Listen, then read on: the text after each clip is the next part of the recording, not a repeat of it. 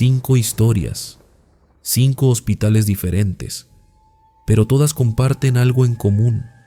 Nos muestran que los hospitales son más que simples edificios donde se cura a los enfermos.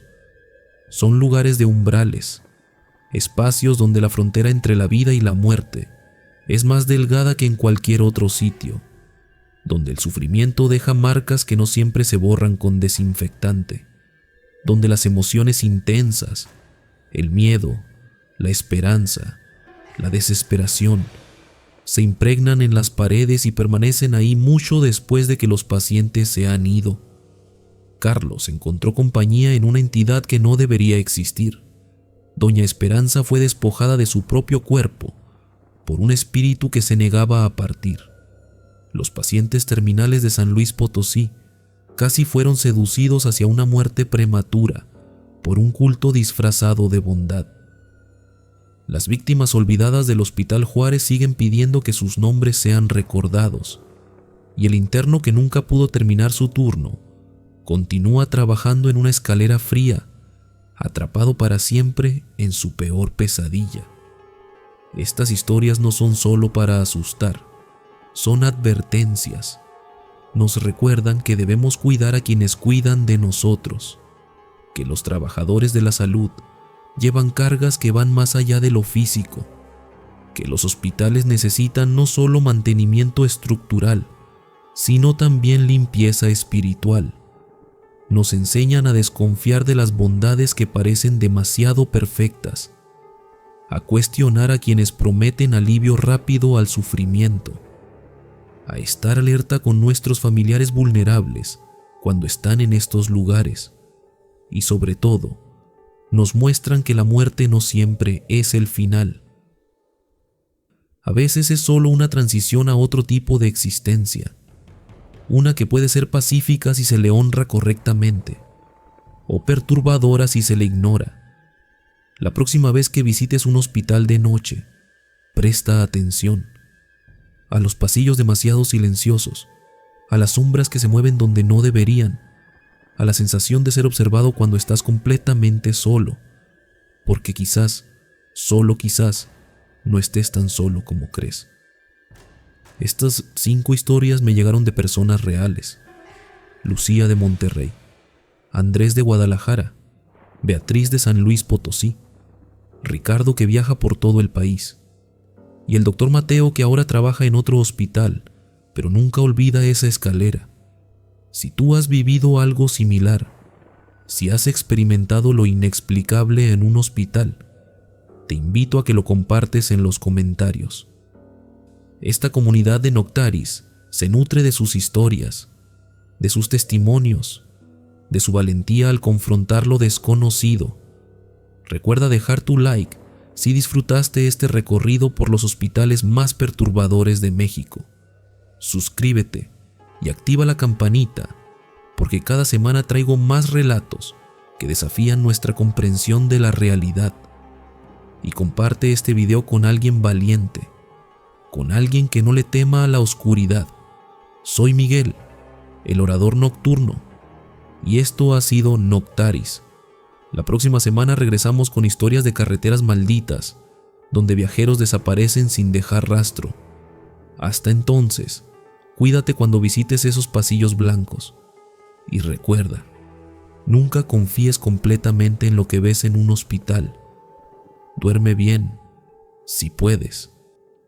Esta historia me la envió una suscriptora de Monterrey que prefiere mantenerse anónima. La llamaremos Lucía.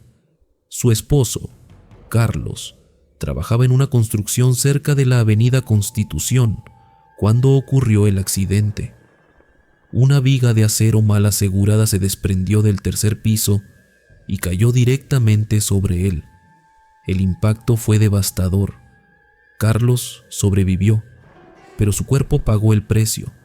Fracturas múltiples en la pelvis, daño en la columna lumbar y una recuperación que los doctores del IMSS estimaron en varios meses, quizás años. La silla de ruedas sería su compañera durante mucho tiempo. Lucía dejó a su hija de 2 años con su madre y se mudó prácticamente al hospital. Las primeras semanas fueron las más difíciles. Carlos apenas podía moverse, sin sentir un dolor que le arrancaba gritos. Pero Lucía no tenía dinero para pagar una enfermera privada todo el tiempo, así que llamó a doña Rosario, la misma señora que había cuidado a su mamá años atrás. Doña Rosario era una mujer de palabra, confiable. Por eso, cuando un mes después le dijo a Lucía algo extraño, ella prestó atención. «Mira, mija, no quiero alarmarte», le susurró doña Rosario una tarde, mientras tomaban café en la cafetería, «pero creo que tu marido anda en algo raro». Lucía casi escupe el café. ¿Carlos? ¿Su Carlos que apenas podía ir al baño solo? ¿Qué podría estar haciendo? Pero doña Rosario tenía detalles inquietantes. Carlos salía todas las noches. Empujaba su silla de ruedas por los pasillos del tercer piso durante horas. A veces no regresaba hasta el amanecer. Antes de salir, se arreglaba frente al espejo como si fuera a una cita romántica. Se peinaba con gel que le había pedido a Lucía que le trajera. Se ponía la bata limpia. Hasta se echaba loción. Y lo más perturbador, doña Rosario había visto marcas en el cuello de Carlos, arañazos largos y rojos, como hechos por uñas de mujer. Cuando le pregunto a dónde va, se molesta, dijo doña Rosario. Me dice que necesita ejercitar las manos con la silla. Pero mija, nadie se arregla así solo para dar vueltas por un pasillo. Lucía sintió que la sangre le hervía. Pensó en todas las noches que había pasado cuidando a su hija sola, en las cuentas del hospital que todavía estaban pagando, en cómo había abandonado su trabajo para estar con él. Y ahora esto. Decidió ir al hospital sin avisar. Era jueves por la noche cuando Lucía llegó al IMSS. Le dijo a Carlos que doña Rosario tenía una emergencia familiar y que ella se quedaría. Carlos pareció nervioso. Sus ojos se desviaron hacia la ventana del pasillo. «No necesitas quedarte», dijo él. «Ya estoy acostumbrado a estar solo algunas noches». Pero Lucía insistió. Se instaló en el sillón reclinable junto a la cama y fingió leer una revista. Cerca de las 11 de la noche, cuando las luces del hospital se atenuaron y los pasillos se vaciaron, Carlos se movió. Lucía lo observó desde detrás de la revista.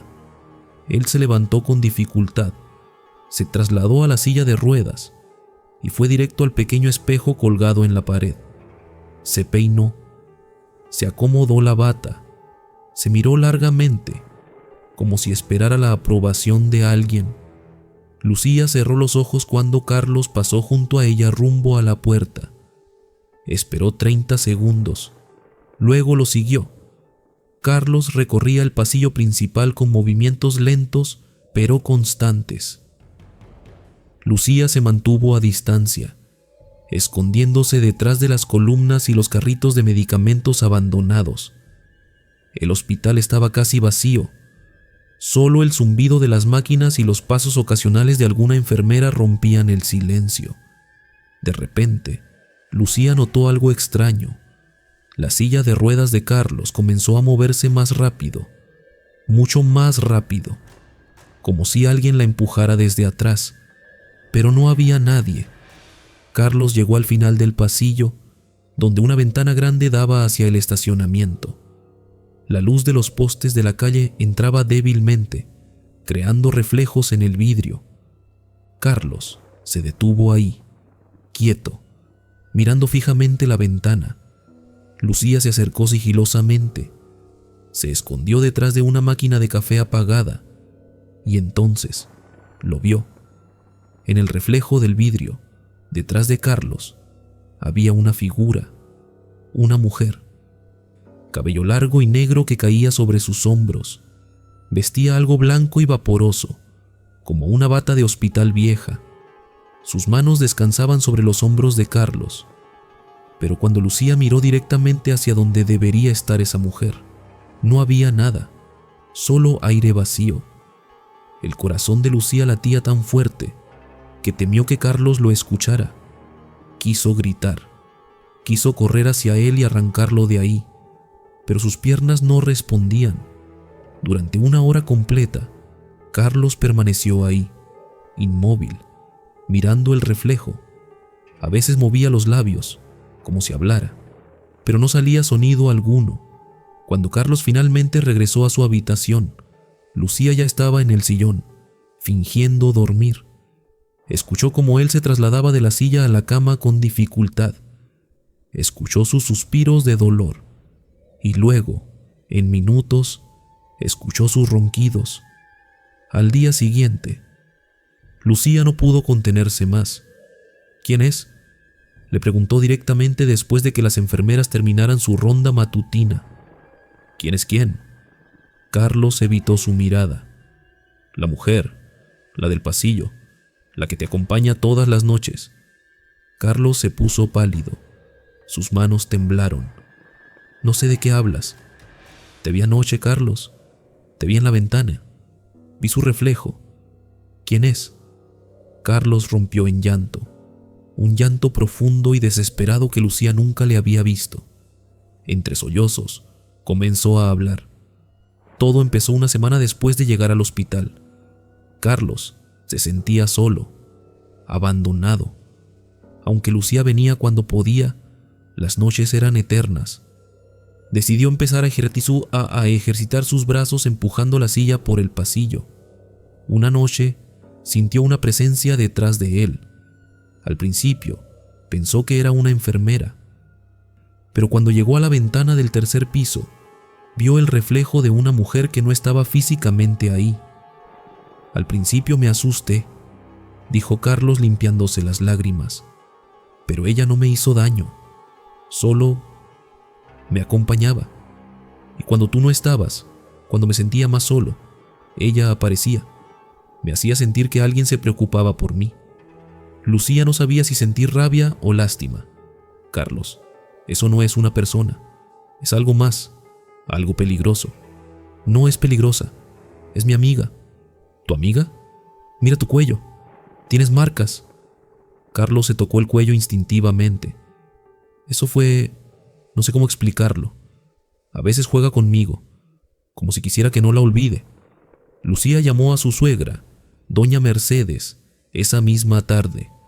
Le contó todo: la mujer del reflejo, los paseos nocturnos, las marcas, el llanto de Carlos.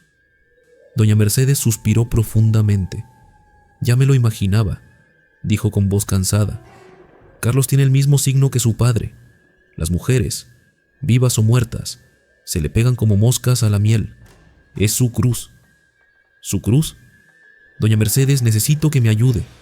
Déjamelo a mí. Llego mañana. Y tú vete a casa esa noche. No quiero que estés ahí. Al día siguiente, doña Mercedes llegó con 2 maletas enormes. Lucía pensó que traía ropa, pero cuando abrió una, estaba llena de comida. Mole negro, arroz rojo, tamales, fruta, pan dulce. Todo perfectamente organizado como un altar móvil. Vete, le ordenó doña Mercedes. Esto no es para tus ojos. Lucía obedeció, aunque a regañadientes. Nunca supo exactamente qué hizo su suegra esa noche. Carlos tampoco habló del tema, pero cuando Lucía regresó a la mañana siguiente, Carlos estaba profundamente dormido. Doña Mercedes la esperaba en el pasillo con cara de cansancio. Ya está. La mandé en paz. Le di lo que necesitaba para irse. No volverá. ¿Qué le dio? Mejor no preguntes, mija. Solo confía en que ya no molestará a tu marido. Y tenía razón. Carlos dejó de salir por las noches. Dejó de mirarse al espejo antes de acostarse. Las marcas en su cuello desaparecieron. Poco a poco, comenzó su recuperación física. 3 meses después, Carlos fue dado de alta. Volvieron a casa. Lucía pensó que la pesadilla había terminado. Pero una noche, semanas después de estar en casa, Lucía se despertó sobresaltada. Sintió algo frío deslizándose por su cabeza, como dedos helados peinando su cabello lentamente. como uñas afiladas rozando su cuero cabelludo. Gritó. Carlos encendió la luz de inmediato. ¿Qué pasa? ¿Qué tienes? Ella estaba aquí, tocándome. Carlos abrazó a Lucía. Ya no está, te lo juro. Mi mamá la mandó lejos. Pero Lucía sabía la verdad. Esa entidad no se había ido completamente. Solo estaba esperando, observando, celosa. Y cada vez que Carlos tiene que regresar al hospital para sus chequeos médicos, Lucía siente un nudo en el estómago, porque sabe que en esos pasillos, en esa ventana del tercer piso, algo sigue esperándolo.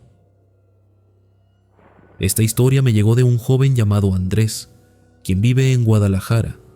Su abuela, doña Esperanza, de 73 años, sufrió una caída aparatosa mientras bajaba de un camión urbano en la calzada Independencia. Perdió el equilibrio en el último escalón y su cabeza golpeó directamente contra el pavimento. Los paramédicos la llevaron al hospital civil. Al principio, los doctores dijeron que no era grave, solo observación, unos días de reposo y estaría bien. Pero doña Esperanza comenzó a empeorar rápidamente. Dejó de comer, veía cosas que no existían, hablaba sola en medio de la noche. Los estudios médicos no mostraban nada anormal, ni derrames cerebrales, ni tumores, ni infecciones, nada. Pero algo definitivamente estaba mal, y entonces doña Esperanza cambió por completo. Andrés fue a visitarla una tarde con una lata de duraznos en almíbar, su postre favorito desde que él tenía memoria. Cuando entró a la habitación, su abuela estaba sentada en la cama mirando por la ventana.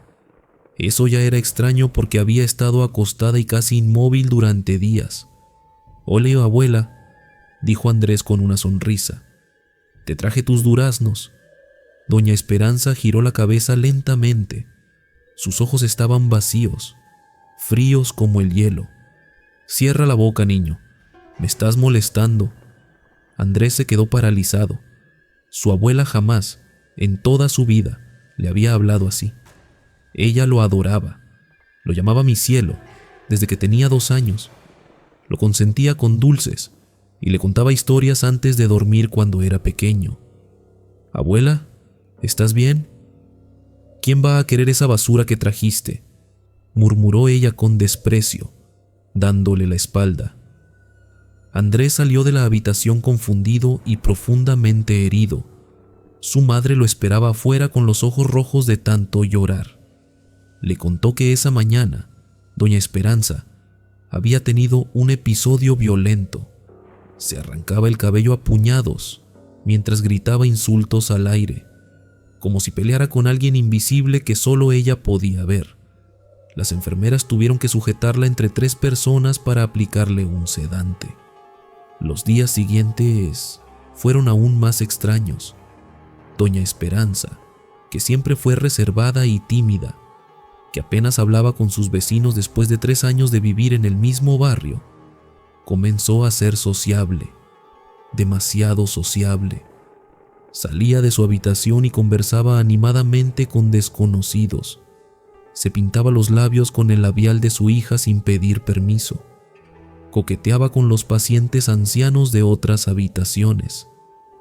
Una vez, la encontraron en el cuarto de un señor de 80 años, sentada en su cama, riéndose a carcajadas de chistes que nadie más entendía. La madre de Andrés estaba desconcertada. Tu abuela odiaba el maquillaje. Decía que era cosa de mujeres sin principios. Y ahora mira. Una noche, la situación llegó a un punto crítico.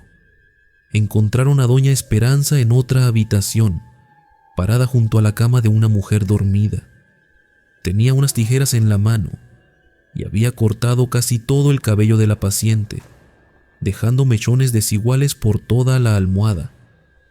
Cuando la madre de Andrés llegó corriendo después de que las enfermeras la llamaran, doña Esperanza estaba gritando hacia la mujer dormida: «Perra sinvergüenza, ladrona de maridos, te voy a dejar calva para que nadie te vuelva a mirar». Escupía las palabras con un odio visceral. un odio que no le pertenecía. Tuvieron que llevarla de vuelta a su habitación entre 2 enfermeros. 1 hora después, doña Esperanza lloraba como una niña pequeña, cubriéndose el rostro con las manos. «No sé qué me pasa», sollozaba. «No recuerdo nada. ¿Por qué hice eso? Dios mío, qué vergüenza». Pero al día siguiente, volvía a ser esa otra persona, fría, cruel, desconocida. Lo más perturbador para Andrés era que su abuela parecía ser 2 personas distintas compartiendo el mismo cuerpo. Una era su abuela real, asustada y avergonzada por lo que hacía. La otra era alguien completamente diferente, alguien amargado y lleno de resentimiento. También había algo más extraño. Cada vez que la familia intentaba planear el alta médica, cuando los doctores decían que ya podía irse a casa, doña Esperanza de repente empeoraba. Se quejaba de mareos intensos, decía que no podía caminar, vomitaba, y los doctores preocupados extendían su estancia unos días más. Pero cuando no se hablaba de irse, cuando asumían que se quedaría más tiempo, doña Esperanza estaba perfectamente bien. Caminaba por el hospital, comía con apetito, conversaba con otros pacientes. Un día, Andrés decidió probar algo. Se sentó junto a su abuela y le dijo: «Abuela, ¿te acuerdas cuando yo estuve en el hospital en 3º de secundaria? Cuando tuve ese accidente y te quedaste conmigo toda la noche». Doña Esperanza lo miró con fastidio. «Sí, claro que me acuerdo. No molestes con esas historias viejas. ¿De verdad te acuerdas bien de todo lo que pasó?». «Que sí, niño. Qué insistente eres». Andrés sintió que el estómago se le contraía. Nunca tuvo un accidente. Nunca estuvo internado en la secundaria. Era una trampa. Y quien fuera que estaba dentro de su abuela había caído. Esa tarde, Andrés se quedó en el hospital y comenzó a hacer preguntas. Habló con las enfermeras más antiguas, con los trabajadores de limpieza, con las señoras que vendían dulces en la entrada. Y así fue como descubrió la historia de la señora García. La señora García había sido una paciente problemática, grosera con las enfermeras, cruel con otros pacientes. Su familia nunca la visitaba. Según una trabajadora social, sus hijos habían dejado de hablarle años atrás por su carácter insoportable. La señora García no quería salir del hospital. Fingía síntomas para que los doctores la mantuvieran internada. Prefería estar ahí, aunque fuera sola, que regresar a pie a su casa vacía. Tenía una obsesión particular: los cacahuates. Los comía constantemente a pesar de que los doctores le decían que no eran buenos para su condición. Los escondía debajo de su almohada, en los cajones. Los pedía a todos los visitantes de otros pacientes. Un día, la señora García dejó de hablar. Se quedó en su cama mirando el techo durante 3 días sin decir palabra. Y una madrugada, simplemente murió. Algunos dijeron que fue el corazón. Otros murmuraron que ella misma se había rendido. Eso fue 2 meses antes de que doña Esperanza llegara al hospital. Andrés regresó al hospital con una bolsa de pan dulce y otra de cacahuates. Entró a la habitación de su abuela. Ella estaba despierta, mirando la televisión. Se sentó a su lado sin decir nada. Abrió la bolsa de cacahuates y puso algunos en la mesa junto a la cama. Los ojos de doña Esperanza se iluminaron inmediatamente. Su mano se extendió casi sin pensar y tomó un puñado. Los metió en su boca con desesperación, masticando rápidamente. Su verdadera abuela era alérgica a los cacahuates. Ni siquiera podía estar cerca de ellos sin que le picara la garganta. Andrés la observó comer durante 1 minuto completo. Luego preguntó suavemente: «¿Cómo te llamas?». La mujer en la cama dejó de masticar, lo miró fijamente y con una sonrisa torcida que no era de doña Esperanza, susurró: «García». Me llamo García. Andrés sintió que la sangre se le helaba.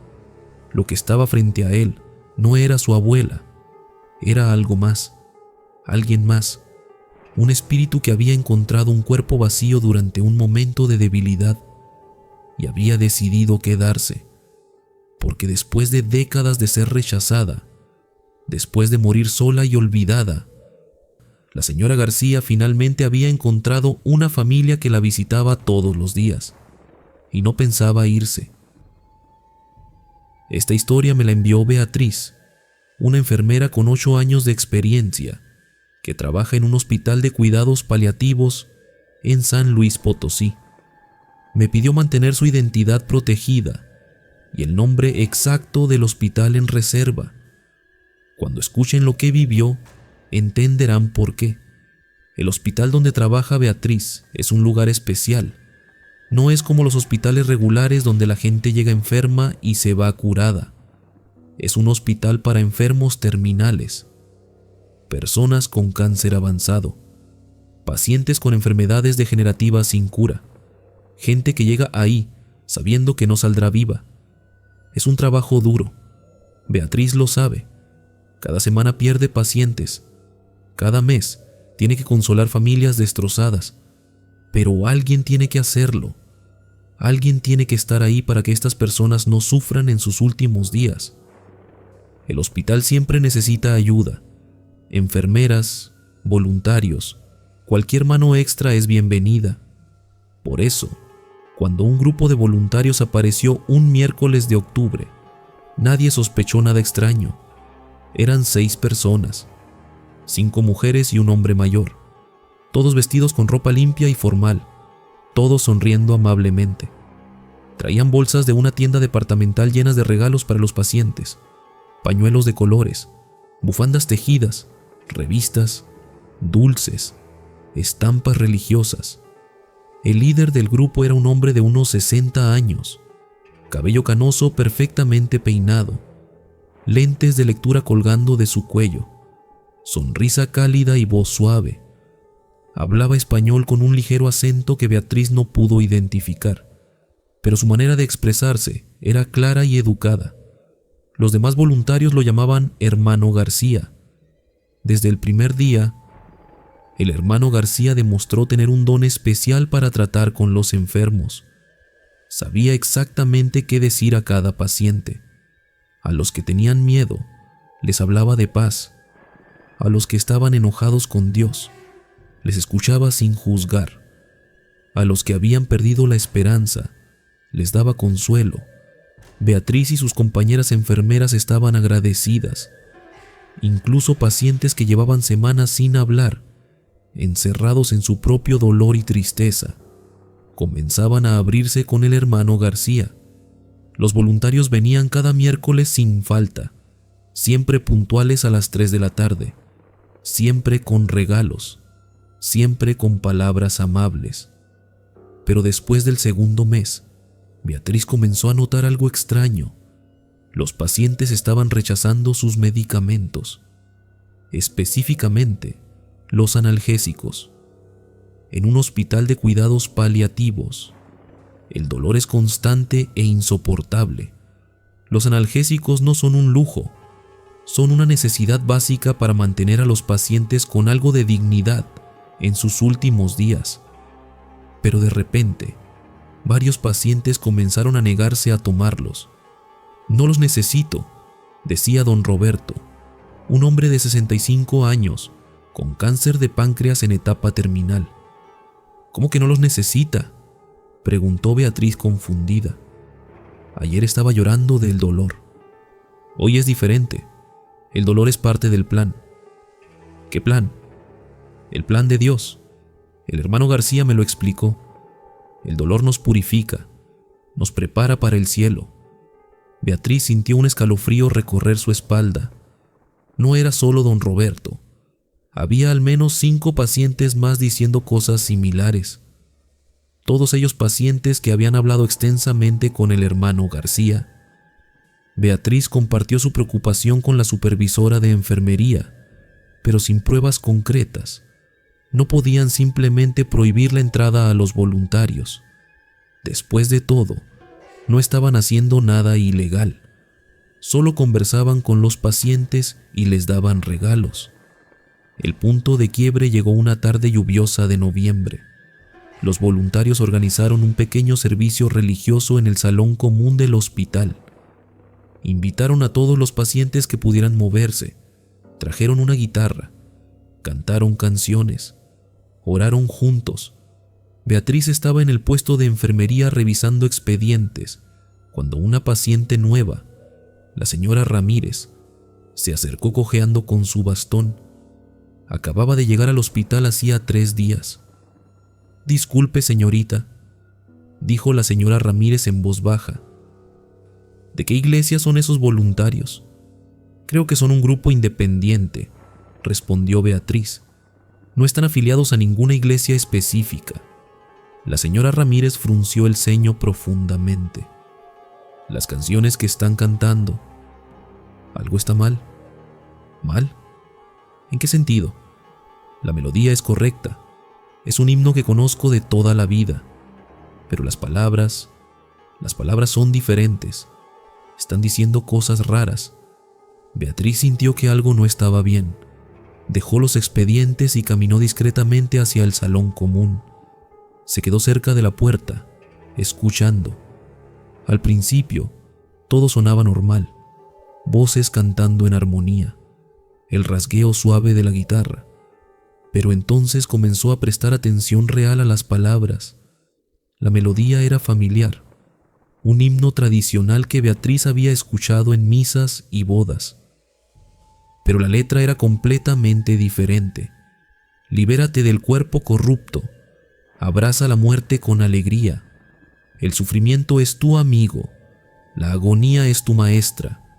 Deja ir el dolor y vuela hacia la luz eterna». Beatriz sintió que la piel se le erizaba. Activó rápidamente la grabadora de su celular sin que nadie lo notara y dejó que siguiera registrando durante los siguientes 20 minutos. Esa noche, en su casa, escuchó la grabación completa. La señora Ramírez tenía razón. Las canciones no eran himnos religiosos normales. Eran invitaciones veladas al suicidio.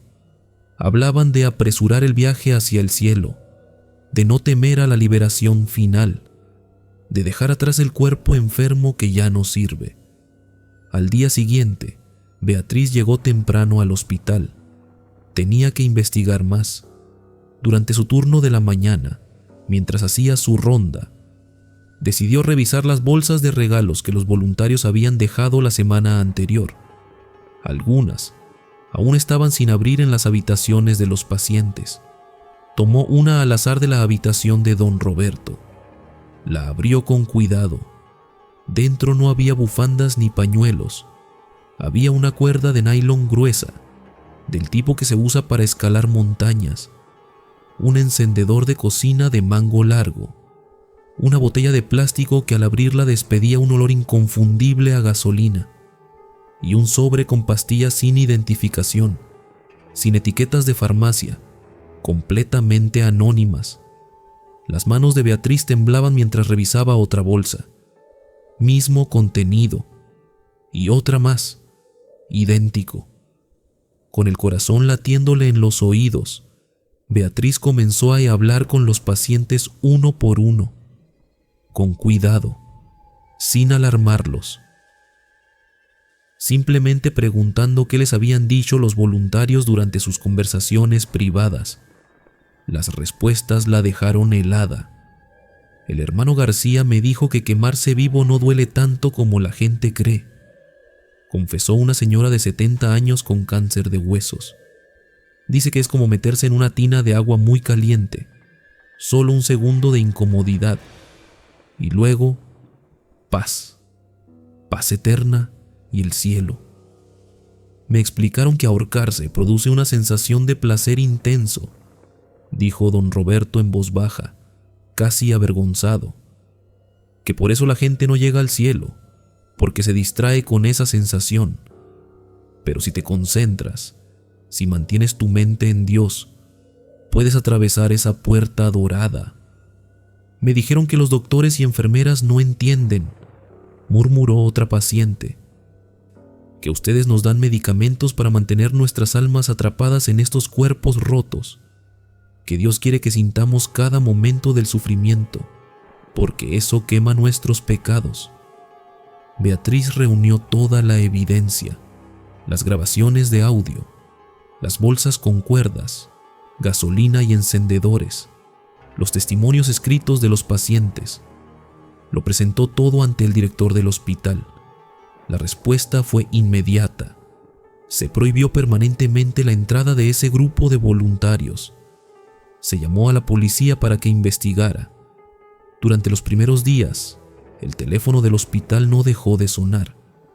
Pacientes furiosos llamaban exigiendo saber por qué habían echado a los voluntarios. Algunos hasta amenazaron con firmar su salida voluntaria para irse a otro hospital que les habían recomendado el hermano García y su grupo. Pero el grupo de voluntarios no volvió a aparecer.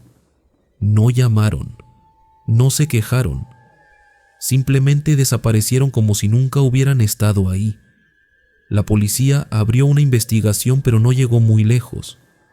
Técnicamente, el grupo no había cometido ningún crimen directo. No habían forzado a nadie. No habían lastimado físicamente a ningún paciente. Solo habían hablado y dado regalos. Pero un detective le dijo a Beatriz algo inquietante durante una entrevista. Hemos estado rastreando reportes similares en otros estados. Siempre el mismo patrón. Un grupo de voluntarios amables que visitan hospitales de cuidados paliativos. Siempre liderados por un hombre mayor llamado Hermano algo. García, Martínez, López. Cambia el apellido, pero la estructura es la misma. Son parte de un culto que cree que ayudar a los enfermos terminales a morir rápidamente es un acto de misericordia divina. ¿Y no pueden arrestarlos? No hasta que cometan un crimen real. Hablar no es ilegal. Regalar cuerdas tampoco, técnicamente. El detective le mostró su teléfono. Era un artículo de noticias de Estados Unidos de hacía 5 años. Un hospital en Texas había tenido un incendio sospechoso en su ala de cuidados paliativos. 8 pacientes murieron. La investigación reveló que un grupo de voluntarios religiosos había estado visitando ese hospital semanas antes del incendio. Nunca pudieron probar la conexión directa, dijo el detective. Pero el líder del grupo de voluntarios desapareció el día del incendio. Beatriz sintió náuseas. 2 semanas después del incidente, mientras revisaba su correo electrónico, Beatriz recibió un mensaje anónimo. No tenía asunto, no tenía texto, solo una imagen adjunta. La abrió. Era una fotografía del hermano García. Estaba parado en la entrada de otro hospital, en otro estado, sonriendo amablemente, con una bolsa de una tienda departamental en la mano. Beatriz reenvió inmediatamente la foto al detective y al director de su hospital. Pero para cuando intentaron rastrear la ubicación, el grupo ya se había ido. Desde entonces, el hospital donde trabaja Beatriz implementó un protocolo estricto para voluntarios, verificación de antecedentes, referencias comprobables, supervisión constante. Pero Beatriz sabe que el hermano García y su grupo siguen ahí afuera, moviéndose de hospital en hospital, de estado en estado, buscando pacientes vulnerables, plantando semillas de desesperación disfrazadas de esperanza espiritual. Y cada miércoles, cuando llegan nuevos voluntarios al hospital, Beatriz los observa con cuidado, escucha sus palabras, revisa sus bolsas, porque sabe que el mal no siempre llega con cuernos y llamas. A veces llega con una sonrisa amable, una voz suave y bolsas llenas de regalos envenenados. Esta historia me la compartió Ricardo, un vendedor de equipo médico que viaja por todo el país visitando hospitales. Su trabajo lo lleva a conocer los rincones más antiguos y olvidados de estas instituciones. Y a veces, Descubre historias que preferirían permanecer enterradas. Ricardo me contactó después de una visita de rutina al Hospital Juárez en la Ciudad de México. Me dijo que había algo ahí que necesitaba contar, algo que lo había perseguido durante semanas. ¿Conoces el monumento?, me preguntó por teléfono. El monumento a los nombres olvidados. No lo conocía, y según Ricardo, muy poca gente lo conoce. Está ubicado en una sección antigua del hospital, cerca de lo que antes eran los jardines traseros. Es una placa de bronce pequeña, casi escondida entre los arbustos descuidados. La mayoría de los trabajadores pasan junto a ella todos los días sin siquiera notarla. La inscripción dice: a la memoria de las almas que partieron en estas instalaciones durante los eventos de octubre de 1968. Sus nombres se perdieron, pero su recuerdo permanece. Ricardo investigó, preguntó a enfermeras antiguas, a personal de mantenimiento con décadas en el hospital, a cualquiera que pudiera contarle la historia detrás de ese monumento. Lo que descubrió fue una tragedia casi borrada de los registros oficiales. En octubre de 1968, durante los días turbulentos previos a los Juegos Olímpicos, la Ciudad de México estaba en caos. Las protestas estudiantiles llenaban las calles. La tensión entre manifestantes y autoridades había alcanzado un punto crítico, y el Hospital Juárez, por su ubicación céntrica, se convirtió en un refugio improvisado para heridos. La noche del 2 de octubre, después de los eventos en Tlatelolco, el hospital se llenó en cuestión de horas. Estudiantes con heridas de bala, civiles pisoteados en las estampidas, personas con fracturas, contusiones, heridas que sangraban sin control. Los pasillos se convirtieron en salas de emergencia improvisadas. Las camillas se acabaron y pusieron a los heridos directamente en el suelo. El personal médico trabajó sin descanso. Doctores, enfermeras, estudiantes de medicina, todos pusieron manos a la obra. No preguntaban nombres, no pedían credenciales, solo curaban. Pero esa misma noche, según los testimonios que Ricardo recopiló, llegaron elementos del ejército al hospital. Oficialmente, según los registros, llegaron para mantener el orden y asegurar las instalaciones.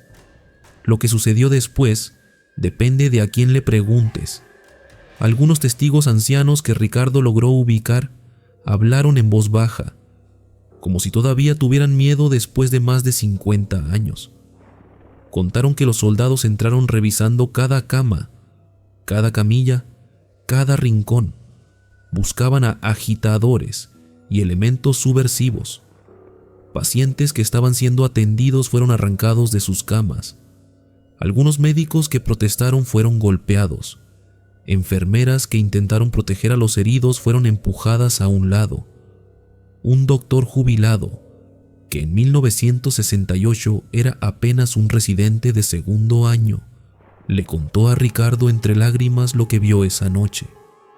Sacaron a casi 30 personas del hospital, dijo el anciano doctor. Los llevaron al estacionamiento trasero.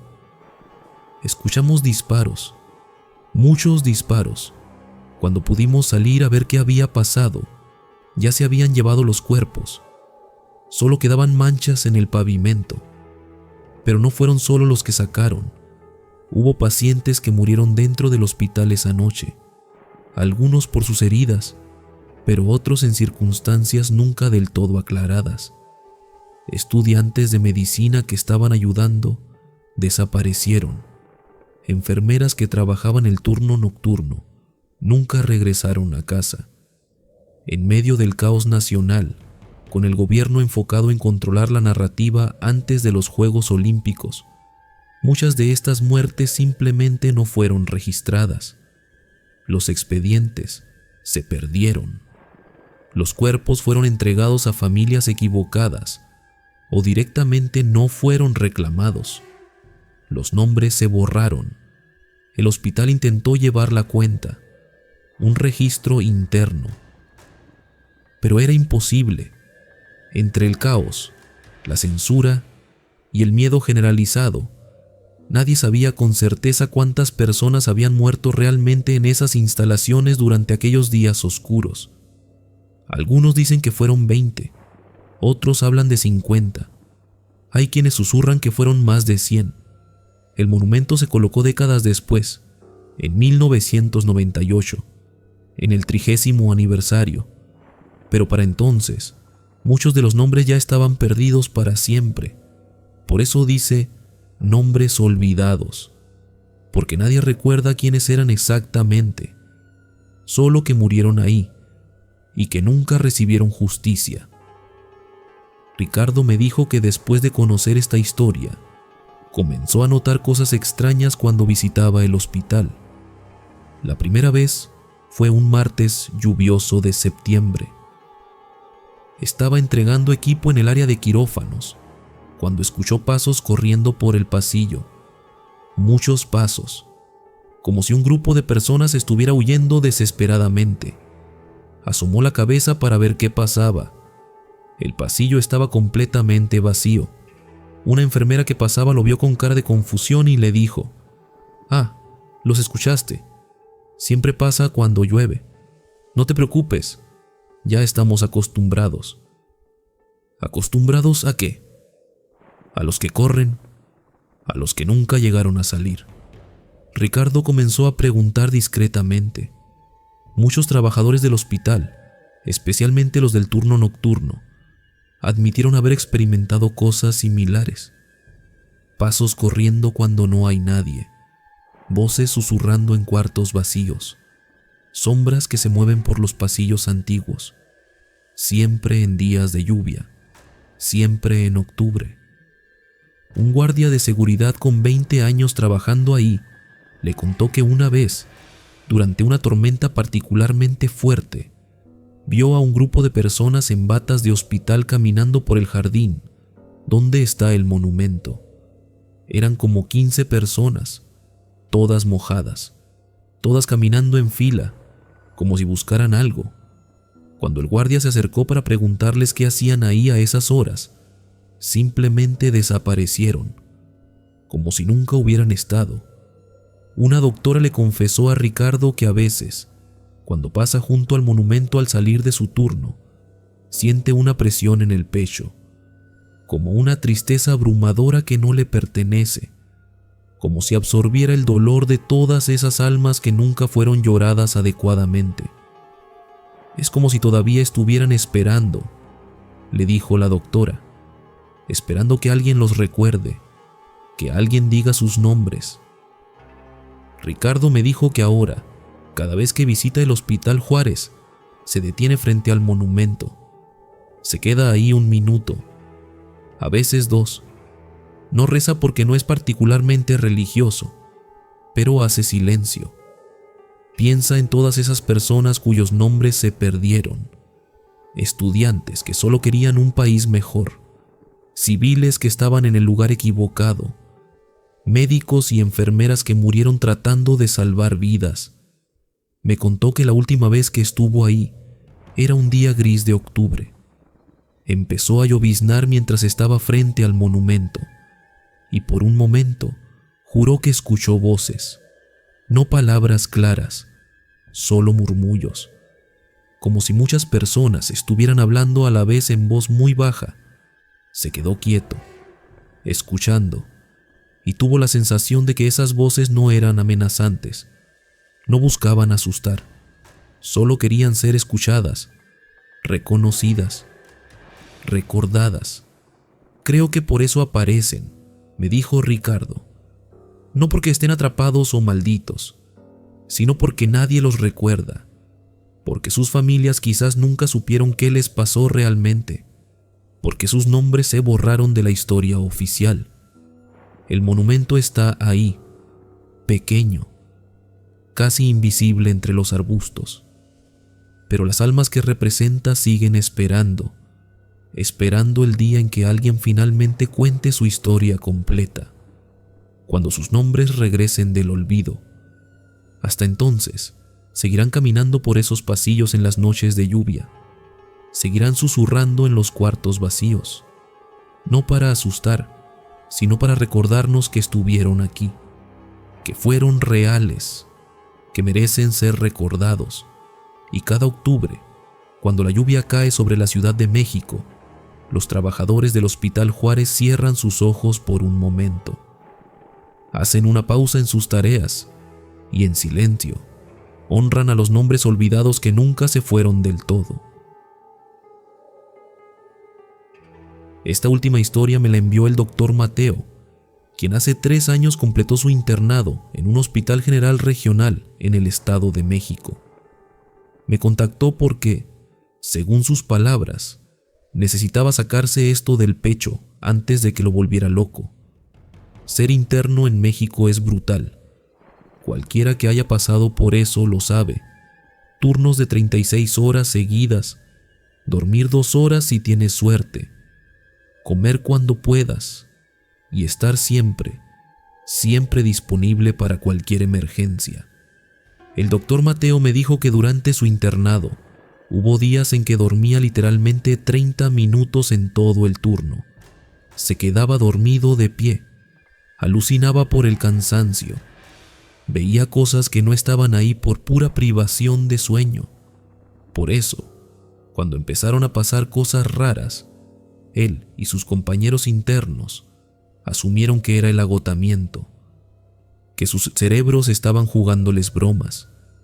Pero había demasiadas coincidencias. La primera vez que el doctor Mateo experimentó algo inexplicable fue durante una guardia de martes. Eran como las 3 de la madrugada. Él y otros 5 internos estaban en el cuarto de descanso, tirados en los sillones, tratando de dormir aunque fuera un rato antes del siguiente llamado. De repente, el intercomunicador cobró vida con un mensaje urgente. Código azul, 3er piso, habitación 312. Código azul, 3er piso, habitación 312. Los 6 internos saltaron de sus lugares como resortes. Un código azul significaba paro cardiorrespiratorio. Cada segundo cuenta. En el hospital donde trabajaba Mateo, los internos y residentes son los primeros en responder. Llegan antes que el equipo completo de reanimación. Corrieron por los pasillos, subieron las escaleras de 2 en 2. El doctor Mateo llegó primero a la habitación 312, con el corazón latiéndole en los oídos, listo para comenzar la reanimación. Pero cuando abrió la puerta, encontró a un paciente anciano durmiendo tranquilamente. El monitor cardíaco mostraba un ritmo completamente normal. Respiraba sin problemas. No había ninguna emergencia. Los otros internos llegaron detrás de él, sudando, sin aliento. ¿Dónde está el paciente?, preguntó una de sus compañeras. Aquí está. Está bien. Está durmiendo. Fueron a la estación de enfermeras. Preguntaron quién había hecho el anuncio del código azul. Las enfermeras los miraron confundidas. No ha habido ningún código azul esta noche, dijo la enfermera de turno. Y nosotras no hemos hecho ningún anuncio. Los 6 internos se miraron entre sí. Todos lo habían escuchado. La misma voz, el mismo mensaje. Habitación 312. Pero según el sistema, nunca se había hecho ese anuncio. ¡Qué raro!, murmuraron. Y regresaron al cuarto de descanso, pensando que quizás habían tenido una alucinación colectiva por el cansancio. Pero al día siguiente, hablaron con otros internos y descubrieron que no eran los primeros a los que les pasaba eso, ni serían los últimos. Una residente de 3er año, cuando se enteró de lo que les había pasado, se rió. «Ah, ya los eligió», dijo mientras revisaba unos expedientes. ¿Quién nos eligió? El del 5.º piso, el que se divierte con los internos. Y así fue como el doctor Mateo conoció la leyenda de la escalera de los internos. La escalera de emergencia del hospital conecta todos los pisos. Es una escalera antigua, con paredes de concreto pintadas de un verde institucional deprimente. Las luces fluorescentes parpadean constantemente. Siempre hace frío ahí adentro, incluso en verano. Los trabajadores del hospital evitan usar esa escalera cuando pueden. Prefieren los elevadores o la escalera principal. Pero los internos, siempre corriendo de un piso a otro, no tienen tiempo de esperar elevadores, así que usan la escalera de emergencia constantemente. Y ahí es donde pasan la mayoría de las cosas. Una noche, el doctor Mateo recibió un llamado para bajar al segundo piso. Había un paciente que necesitaba una valoración urgente. Eran como las 11 de la noche. El hospital estaba en ese estado de quietud inquietante que solo existe en las madrugadas hospitalarias. Mateo entró a la escalera de emergencia en el 5º piso. Empezó a bajar rápidamente, pero cuando llegó al rellano entre el 5º y 4º piso, se detuvo en seco. Había un niño ahí, un niño de unos 6 o 7 años, vestido con una bata de hospital azul pálido. Tenía un tripié de suero a su lado, con una bolsa de solución salina colgando. El niño estaba de espaldas a Mateo, completamente inmóvil, mirando hacia la pared de concreto. «Oye, pequeño», dijo Mateo suavemente, «¿qué haces aquí? ¿Estás perdido?» El niño no respondió. No se movió. Mateo se acercó un poco más. Algo en la escena no estaba bien. Un niño tan pequeño no podría arrastrar ese tripié por su cuenta, y mucho menos subir o bajar escaleras con él. Además, el área de pediatría estaba en otro edificio completamente diferente. «¿Me escuchas?», preguntó Mateo, extendiendo la mano hacia el hombro del niño. En ese momento, las luces de la escalera parpadearon 3 veces. Mateo cerró los ojos instintivamente. Cuando los abrió, el niño había desaparecido, completamente, como si nunca hubiera estado ahí.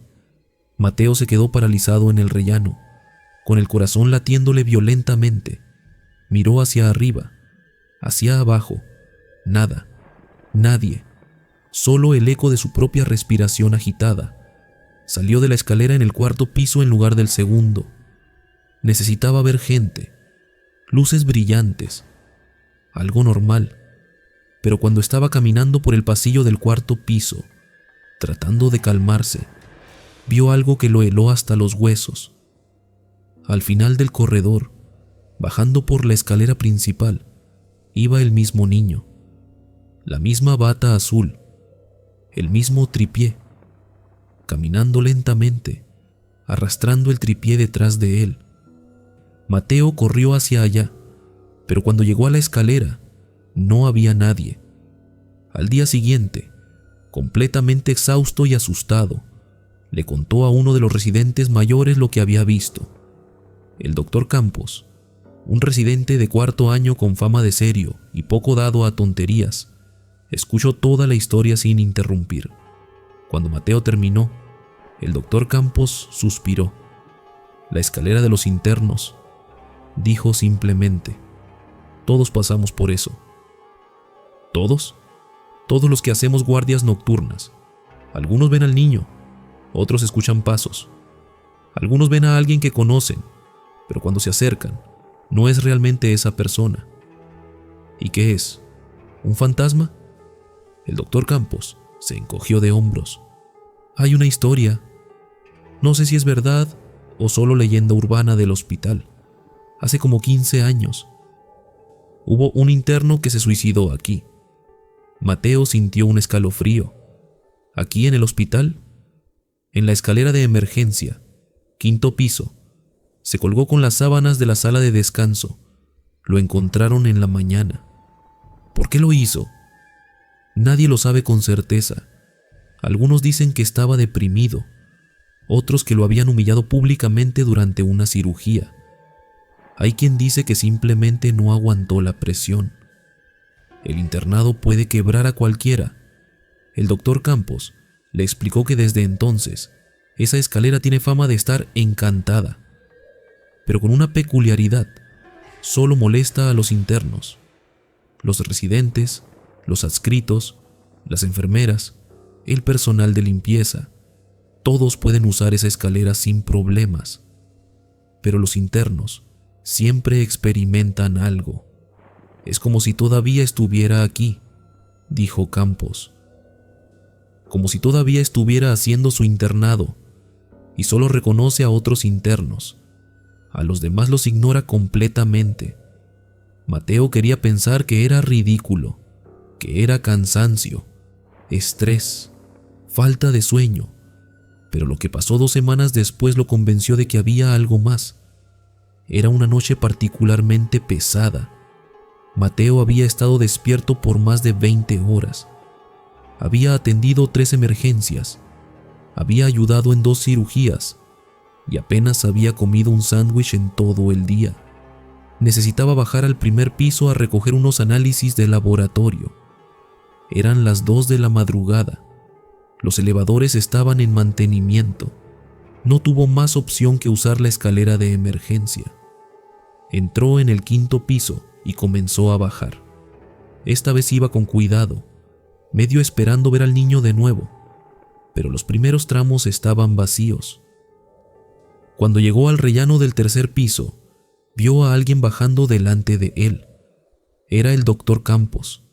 Lo reconoció por su bata y su forma de caminar. «¡Doctor Campos!», gritó Mateo, aliviado de ver a alguien real.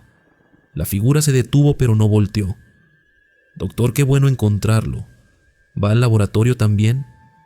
La figura seguía sin moverse, sin responder. Mateo se acercó más. Bajó los escalones rápidamente hasta llegar al mismo rellano.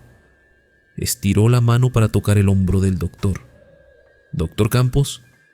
En el momento en que su mano estaba por hacer contacto, las luces se apagaron completamente. La escalera quedó en oscuridad total. Mateo sintió pánico. Su mano tocó algo, pero no era un hombro. Era algo frío, duro, como metal. Las luces volvieron a encenderse con un parpadeo violento. Mateo estaba solo en el rellano. No había nadie frente a él, pero sintió una presencia detrás de él, un aliento frío en su nuca. No volteó. Algo en su instinto le gritó que no lo hiciera. En lugar de eso, salió corriendo. Bajó los escalones de 3 en 3. Casi se cae 2 veces. No paró hasta salir al 1.er piso y encontrarse con las luces brillantes y el ruido del hospital. Cuando llegó al laboratorio, temblando y sudando, encontró al doctor Campos ahí, el doctor real, revisando unos resultados en la computadora. «Doctor Campos», dijo Mateo con voz temblorosa, «¿usted estuvo en la escalera de emergencia hace un momento?». Campos lo miró extrañado. «No, llevo aquí en el laboratorio como media hora». «¿Por qué?». Mateo no supo qué responder. Esa noche, cuando finalmente pudo acostarse en el cuarto de descanso, no durmió. Se quedó mirando al techo, pensando en el interno que se había colgado 15 años atrás, pensando en cómo debió sentirse ese joven, la presión, el agotamiento, la desesperación, y entendió algo terrible. Ese interno nunca se fue. Todavía está ahí, todavía haciendo guardias, todavía subiendo y bajando esa escalera, atrapado en un internado eterno del que nunca podrá graduarse. El doctor Mateo terminó su internado hace 3 años. Ahora es residente en otro hospital, pero me confesó que hasta el día de hoy evita las escaleras de emergencia en cualquier hospital donde trabaje. Siempre espera el elevador, siempre. Porque una vez que ese interno te elige, me dijo, nunca te olvida. Y no importa a qué hospital vayas, si trabajas de noche, si estás cansado, si bajas tu guardia, aunque sea un segundo, ahí estará, esperándote en el rellano, preguntándose por qué tú pudiste salir y él no. Los hospitales guardan secretos que los médicos nunca te contarán. En México, cada madrugada, cuando los pasillos se vacían y las luces se atenúan, algo más que los enfermos deambula por esos corredores. Esta noche te traigo 5 historias reales que ocurrieron en hospitales del IMSS, del Hospital Juárez y clínicas de todo el país. Historias donde pacientes vieron lo imposible, donde lo que creías seguro se vuelve una pesadilla. Si alguna vez has estado internado de noche o visitaste a un familiar en la madrugada, quizás sentiste esa presencia inexplicable, esa sensación de que algo te observa desde las sombras. Prepárate, porque después de esta noche, nunca volverás a confiar en lo que ves dentro de un hospital. Bienvenidos a Noctaris. Soy Miguel, el orador nocturno, y esta noche les traigo una compilación especial de terror hospitalario. Antes de continuar, si disfrutas estas historias que investigo para ustedes, regálame un like y suscríbete al canal activando la campanita para no perderte ningún relato. Los comentarios son el alma de esta comunidad, así que cuéntame, ¿has vivido algo inexplicable en un hospital? ¿Has sentido presencias en esos pasillos silenciosos? Tus experiencias alimentan cada episodio de Noctaris. Ahora sí, apaga las luces, ponte tus audífonos y déjame guiarte por los rincones más oscuros de nuestros hospitales mexicanos. Los hospitales en México son más que edificios de concreto y quirófanos. Son lugares donde la vida y la muerte bailan un vals eterno. El Hospital Juárez en la Ciudad de México, las clínicas del IMSS en Monterrey, los hospitales civiles de Guadalajara. Todos comparten historias que el personal médico prefiere no contar. Enfermeras que han visto siluetas caminando por pasillos vacíos. Doctores que escuchan voces llamándolos desde cuartos abandonados. Pacientes que despiertan hablando de visitantes que nadie más puede ver.